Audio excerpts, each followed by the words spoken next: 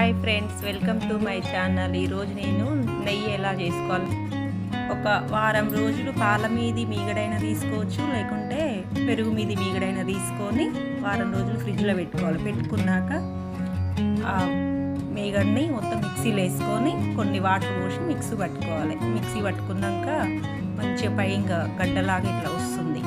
ఆ వెన్నెను తీసి గిన్నెలో వేయాలి. గిన్నెలో వేసి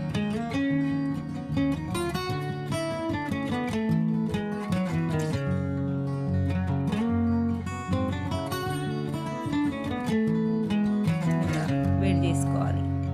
వేడి చేసుకుంటే మంచిగా నురుగు వచ్చేసరికి మంచిగా పైగా నెయ్యి మంచిగా రెడీ అవుతుంది.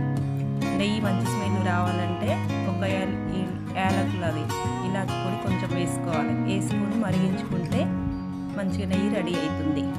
ఇప్పుడు ఈ నెయ్యిని జల్లి పెట్టి ఉడగట్టుకొని గిన్నెలో పోసుకోవాలి.